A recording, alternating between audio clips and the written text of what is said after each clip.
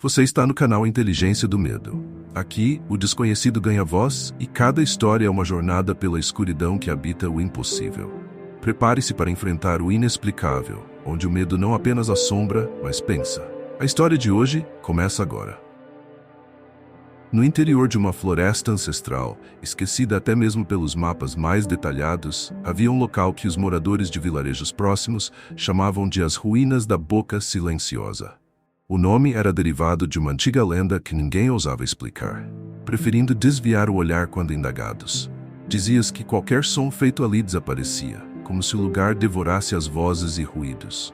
A floresta ao redor era evitada, considerada amaldiçoada, e até os animais pareciam se manter longe daquelas árvores.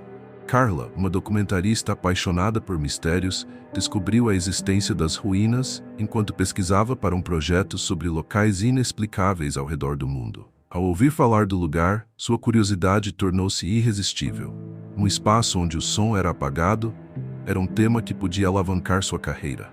Apesar dos olhares assustados dos locais e das histórias de desaparecimentos, ela estava determinada. Organizou a expedição com seus dois amigos de longa data. Rafael, cinegrafista, era o mais cético do grupo, conhecido por rir das superstições. Já Lúcia, uma pesquisadora fascinada por mitos e lendas, parecia dividida entre o entusiasmo acadêmico e um desconforto silencioso.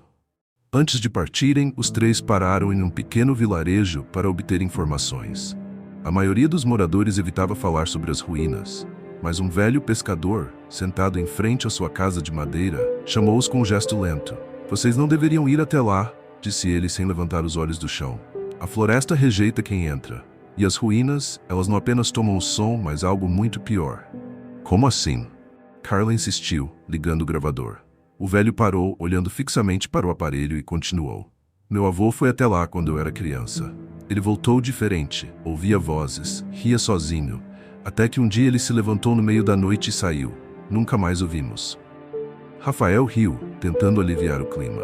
"Essas histórias são ótimas para assustar turistas, não é?" O velho não respondeu. Apenas olhou para eles com uma tristeza profunda. Depois de horas caminhando por uma trilha quase inexistente, eles alcançaram o lugar. As árvores ao redor eram retorcidas, seus galhos parecendo mãos tentando agarrar quem ousasse passar. O vento, que soprava em toda a floresta, parou assim que cruzaram um arco natural de galhos. Diante deles, erguiam-se as ruínas. Uma construção circular, com pedras cobertas por musgo e líquens. No centro, uma abertura escura e irregular que se assemelhava a uma boca. Lúcia ficou paralisada por um momento, a mão apertando seu caderno.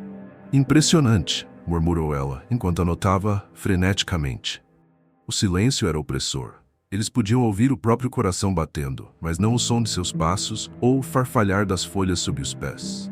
Carla começou a gravar, descrevendo o lugar, mas algo estava errado. Ao reproduzir o áudio, sua voz não estava lá. "Testa de novo", Rafael sugeriu. Ele gritou, e o som reverberou fracamente, mas o gravador captou apenas estática. Rafael, visivelmente desconfortável, fechou a câmera. "Isso é estranho." "Mais do que estranho", disse Lúcia. Ela estava examinando inscrições nas pedras, símbolos desgastados pelo tempo. "Essas marcas são semelhantes a inscrições antigas de culturas que acreditavam em portais espirituais." "O que isso significa?" Carla perguntou, mas Lúcia hesitou. Finalmente murmurou que este lugar pode ser mais do que apenas um mito. Pode ser um limite. Enquanto investigavam, Carla insistia em filmar tudo, mas as imagens ficavam distorcidas.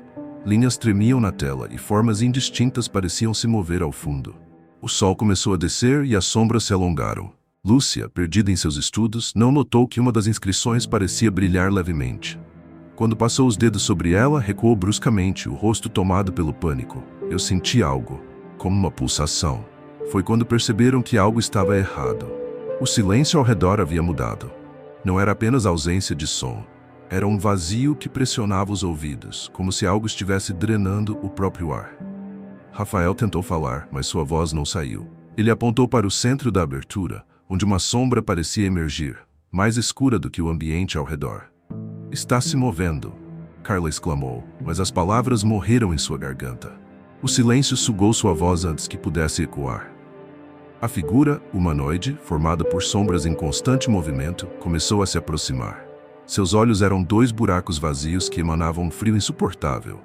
Quando a entidade ergueu a mão, o chão sob seus pés tremeu levemente, mas o som não acompanhou o impacto. Lúcia caiu de joelhos, as mãos cobrindo os ouvidos, embora não houvesse nada audível. Rafael tentou arrastá-la, mas suas pernas pareciam presas ao chão, como se a própria gravidade fosse diferente ali. Carla, embora aterrorizada, não conseguia desviar o olhar da criatura. Em sua mente, vozes começaram a surgir. Gritos, choros, sussurros. Fragmentos de frases em línguas que ela não reconhecia. Era como se as almas de outras pessoas tivessem ficado presas naquele lugar, todas competindo para serem ouvidas. De repente, Lúcia parou de lutar. Ela olhou para cima, mas seus olhos estavam vazios, sem vida. A boca se abriu como se fosse gritar, mas nada saiu. Precisamos ir embora.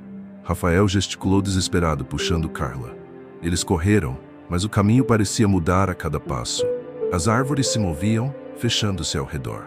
Quando finalmente saíram da floresta, a sensação de opressão diminuiu, mas Rafael desabou, sem conseguir emitir um som. Carla, aterrorizada, voltou ao vilarejo, mas ninguém acreditou em sua história. A câmera e o gravador não continham nada além de estática e distorções. Dias depois, sozinha em seu apartamento, Carla começou a ouvir as vozes novamente. Elas estavam mais claras, chamando por ela, dizendo seu nome. Toda noite, a presença que sentira nas ruínas parecia mais próxima. Em seu diário, suas últimas palavras eram: "As vozes não me deixam. Elas querem que eu volte. Talvez, se eu entregar o que resta de mim, elas finalmente me deixem em paz." Na manhã seguinte, ela desapareceu. Anos depois, novos exploradores ouviram falar das ruínas e encontraram o diário de Carla. Apesar dos avisos, a curiosidade os venceu. Ao cruzarem o arco natural das árvores, o silêncio os envolveu. E como sempre, as ruínas os esperavam, famintas, implacáveis e eternamente silenciosas. Os novos exploradores eram um grupo maior, composto por 5 pessoas. Diego, o líder e experiente alpinista.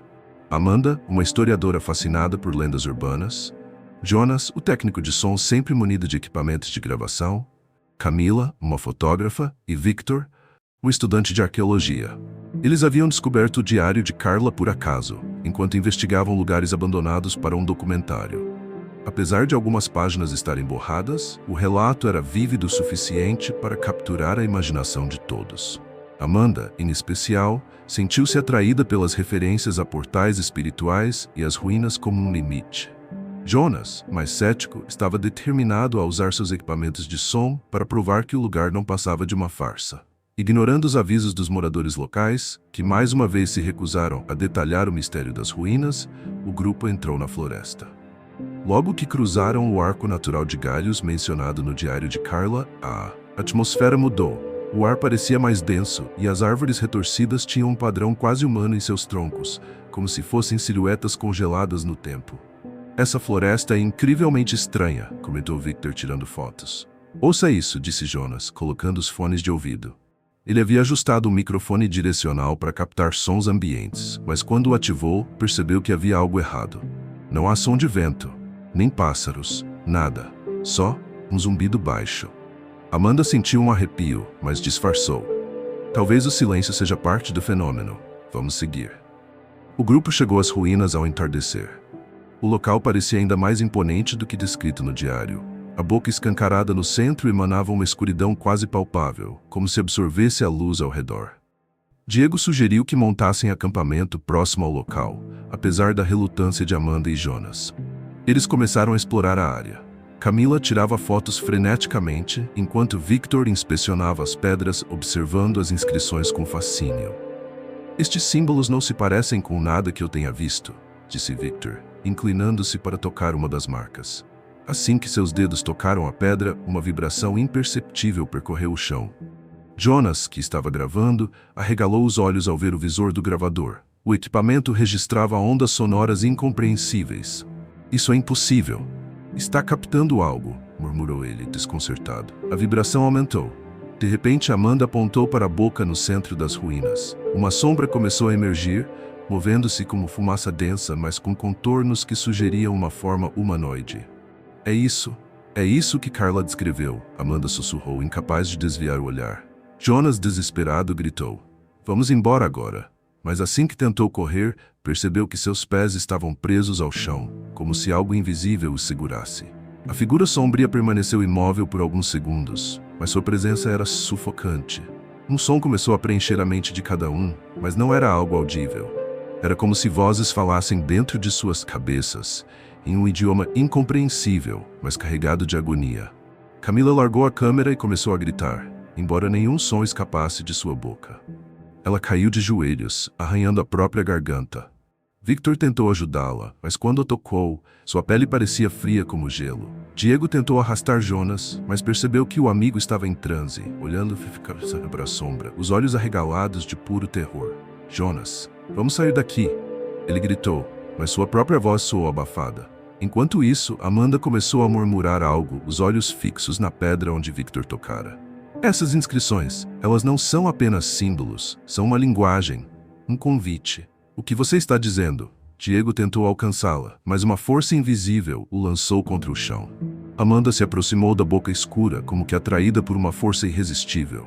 O que quer que isso seja, não é só um lugar, é uma entidade, e nós a alimentamos.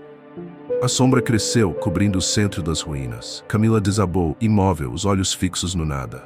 Jonas começou a rir, mas o som não era dele. Era um coro de vozes distorcidas, como se dezenas de almas gritassem em uníssono através de sua garganta. Victor tentou correr, mas a trilha desapareceu. A floresta parecia se fechar ao redor deles, formando um labirinto sem saída. Diego, desesperado, tentou carregar Amanda, mas ela resistiu, apontando para a sombra. Não percebe? Estamos ouvindo as vozes de todos que vieram antes, todos que alimentaram isso, e agora é a nossa vez. A figura sombria começou a se transformar, assumindo formas familiares para cada um deles. Para Diego, era sua falecida irmã, sorrindo com tristeza. Para Dee, Amanda era um mentor de infância. Cada um viu algo que os conectava à dor, arrependimento ou perda. Se entreguem, as vozes ecoaram. Ouçam o vazio, tornem-se parte dele. Diego tentou resistir, mas as imagens e os sons em sua mente tornaram-se insuportáveis. Jonas, completamente dominado, caminhou em direção à sombra, desaparecendo sem deixar vestígios. Amanda e Victor gritaram, mas o som foi sugado. A escuridão os cercou, engolindo-os um a um. Semanas depois, um novo grupo de pesquisadores encontrou as ruínas. Equipamentos de gravação foram encontrados espalhados pelo local, mas todos os dados estavam corrompidos. Nenhuma evidência da expedição anterior permaneceu. E como sempre, as ruínas continuaram a esperar, famintas por novas vozes, novas almas. O ciclo nunca acabaria, pois a boca silenciosa era eterna, um buraco negro para a humanidade, onde até o próprio tempo parecia desaparecer. Essa foi a história de hoje. Se você gostou, deixe seu like, inscreva-se no canal e ative as notificações para não perder os próximos mistérios. Aqui no Inteligência do Medo, você encontra histórias sombrias e arrepiantes todos os dias.